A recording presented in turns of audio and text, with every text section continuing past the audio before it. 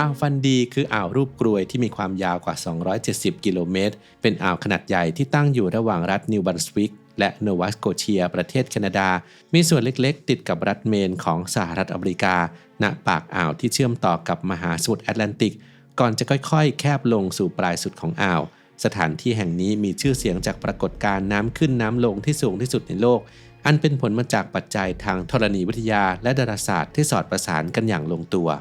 ด้วยความมหัศจรรย์ทางธรรมชาติที่บอกเล่าประวัติศาสตร์โลกยาวนานกว่า300ล้านปีอ่าวฟันดีจึงได้รับการขึ้นทะเบียนเป็นเขตสงวนชีวมณฑลโดยองค์การยูเนสโกในปี 2007 และยังเป็น1 ใน 7 สิ่งมหัศจรรย์ทางธรรมชาติแห่งอเมริกาเหนือยิ่งไปกว่านั้นสถานที่แห่งนี้ยังเคยถูกอ้างอิงโดยชาร์ลส์ ดาร์วินในหนังสือเปลี่ยนโลกของเขาอย่าง On the Origin of Species ในคลิปนี้อับดุลไฮทูบจะพาทุกคนไปสำรวจเรื่องราวของอ่าวฟันดีหนึ่งในสถานที่ทางธรรมชาติที่น่าทึ่งที่สุดของโลกครับ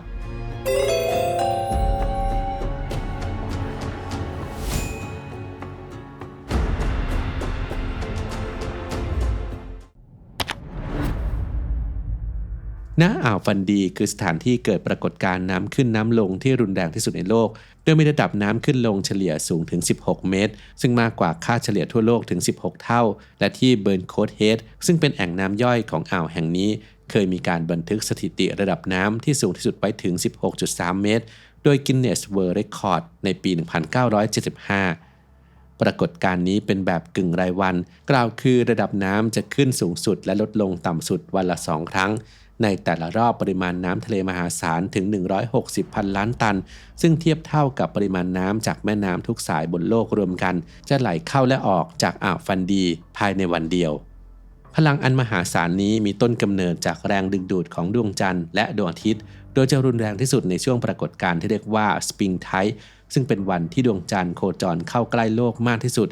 ทำให้ระดับน้ำทะเลพุ่งสูงขึ้นเป็นพิเศษทุก2สัปดาห์และจะถึงขีดสุดในรอบ206วันส่งผลให้เกิดน้ำขึ้นที่สูงและรุนแรงที่สุดในรอบปีกลไกอันน่าทึ่งนี้เป็นผลจากการผสมผสานของหลายปัจจัยทั้งรูปทรงของอ่าวที่คล้ายกรวยซึ่งบีบอัดมวลน้ำมหาศาลและความยาวของอ่าวที่พอเหมาะจนเกิดปรากฏการณ์ที่เรียกว่าเรโซแนนซ์ของน้ำขึ้นน้ำลงซึ่งช่วยเสริมกำลังให้คลื่นมีระดับความสูงอย่างน่าอัศจรรย์ในอดีตพลังงานมหาศาลนี้เคยถูกนำมาใช้ประโยชน์ในการผลิตไฟฟ้าที่สถานีแอนนาโพลิสไทดัลในรัฐโนวาสโกเชียประเทศแคนาดาแต่ก็ได้ปิดตัวลงอย่างถาวรในปี 2019 เนื่องจากปัญหาด้านโครงสร้างต้นทุนและผลกระทบต่อระบบนิเวศโดยเฉพาะต่อพันธุ์ปลาในท้องถิ่นปัจจุบันสถานที่แห่งนี้ได้กลายเป็นศูนย์ให้ความรู้เกี่ยวกับพลังงานน้ำขึ้นน้ำลงนอกจากนี้พลังแห่งกระแสน้ำยังสร้างปรากฏการณ์อันเป็นเอกลักษณ์ที่หาชมได้ยากนั่นคือ Tidal Bore หรือกำแพงน้ำซึ่งเกิดขึ้นเมื่อน้ำทะเลที่หนุนสูงได้พุ่งสวนทางเข้าสู่ปากแม่น้ำทำให้เกิดเป็นคลื่นสูงทอดยาวไปตามลำน้ำเช่นเดียวกับปรากฏการณ์น้ำตกย้อนกลับณเมืองเซนต์จอห์นที่กระแสน้ำจากอ่าวฟันดีรุนแรงมากพอที่จะผลักดันให้แม่น้ำเซนต์จอห์นไหลย้อนกลับขึ้นสู่ต้นน้ำสำหรับนักเดินทางแล้วที่ Hopewell Rocks คือเวทีแสดงปรากฏการณ์นี้ได้อย่างชัดเจนที่สุดทุกคนสามารถเดินลงไปบนพื้นมหาสมุทรในช่วงที่น้ำลดเพื่อสำรวจโขดหินรูปทรงแปลกตาที่เกิดจากการกัดเซาะของธรรมชาติแต่ก็ต้องวางแผนการเดินทางให้ดีเพราะในอีกไม่กี่ชั่วโมงข้างหน้ามวลน้ำมหาศาลจะกลับมาทวงคืนพื้นที่ทั้งหมดอย่างรวดเร็ว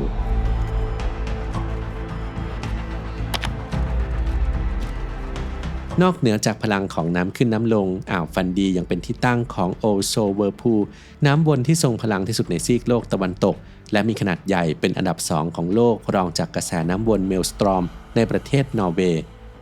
น้ำวนแห่งนี้เกิดจากการที่กระแสน้ำไหลผ่านช่องแคบด้วยความเร็วสูงประกอบกับภูมิประเทศใต้ทะเลที่ซับซ้อนทำให้เกิดพลังหมุนวนรุนแรงจนดูดทุกสิ่งทุกอย่างลงสู่ใจกลางและเกิดเสียงดังคล้ายเสียงคำรามเมื่อฟองอากาศถูกดึงลงสู่เบื้องล่างน้ำวนโอโชมีเส้นผ่านศูนย์กลางกว้างถึง76เมตรและอาจปรากฏในหลายรูปแบบทั้งหลุมน้ำวนขนาดใหญ่คลื่นนิ่งที่ปั่นป่วนหรือล่องน้ำวนที่ดูลึกลับโดยจะทรงพลังที่สุดในช่วงปรากฏการณ์สปริงไทด์ซึ่งนับเป็นอันตรายอย่างยิ่งต่อเรือขนาดเล็ก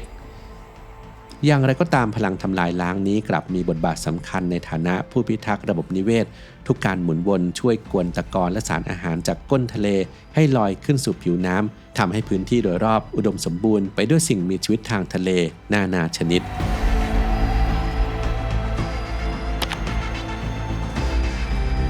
ในมิติทางวัฒนธรรมอ่าวฟันดีมีความเชื่อมโยงอย่างลึกซึ้งกับตำนานของชนพื้นเมืองมิกแมกผู้มีเทพเจ้าและวีรบุรุษนามว่ากูชแคปซึ่งเป็นยักษ์ใหญ่ใจดีผู้คอยปกป้องและสอนให้มนุษย์อยู่ร่วมกับธรรมชาติ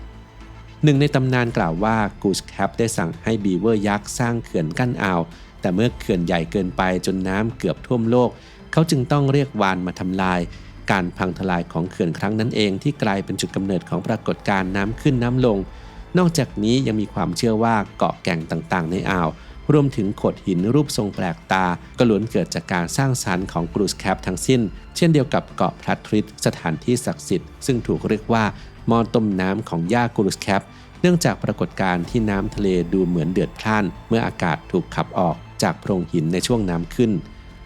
เรื่องเล่าเหล่านี้ไม่ได้เป็นเพียงนิทานปรัมปราแต่ยังสะท้อนถึงการเคารพธรรมชาติและความสมดุลระหว่างมนุษย์กับสิ่งแวดล้อมซึ่งชาวมิกแมกยังคงสืบทอดมรดกทางวัฒนธรรมนี้ผ่านการชุมนุมที่เรียกว่าพาววาวที่มีการเล่าเรื่องราวประกอบกับดนตรีและการเต้นรำเพื่อส่งต่อจิตวิญญาณนี้สู่คนรุ่นต่อไป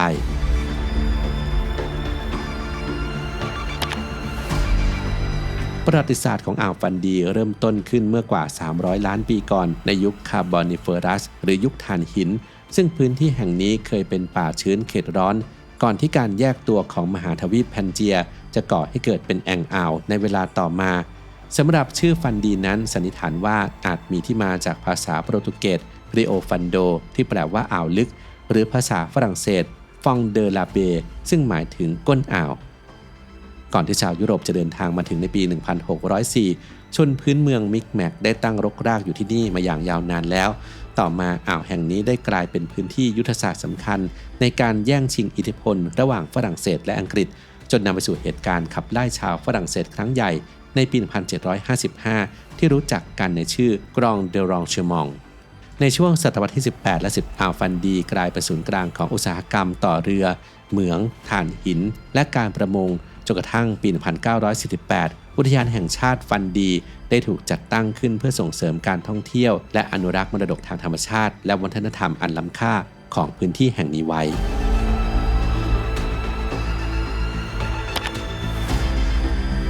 เรื่องราวลึกลับระดับโลกเรื่องหนึ่งมีจุดเริ่มต้นณริมชายฝั่งอ่าวฟันดีที่ซึ่งเรือใบสองเสานามว่าแมรี่เซเลสถูกสร้างขึ้นในปี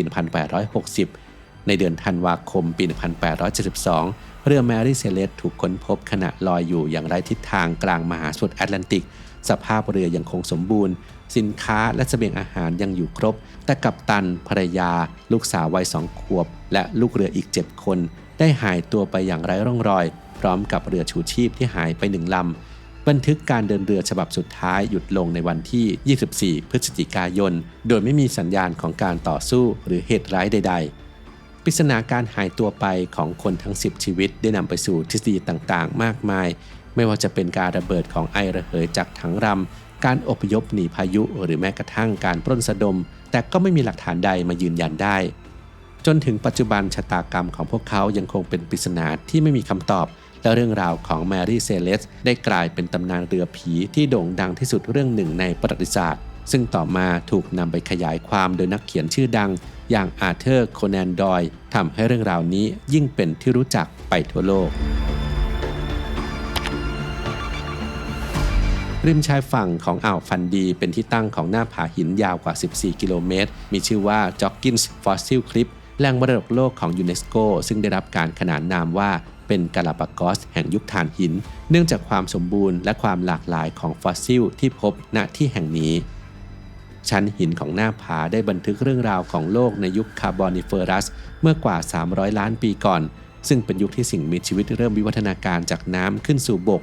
ที่นี่คือสถานที่ค้นพบฟอสซิลกว่า148ชนิดรวมถึงไฮโลโนมัสไลเอลีสัตว์เลื้อยคลานที่เก่าแก่ที่สุดในโลกซึ่งถือเป็นบรรพบุรุษของไดโนเสาร์และเดนโดโรพูพาเวตุสตาหอยทากบกตัวแรกของโลกและกุญแจสำคัญที่ทำให้สมบัติล้ำค่าเหล่านี้ถูกเปิดเผยก็คือพลังน้ำขึ้นน้ำลงของอ่าวฟันดีนั่นเองกระแสน้ำที่รุนแรงได้กัดเซาะหน้าผาอย่างต่อเนื่อง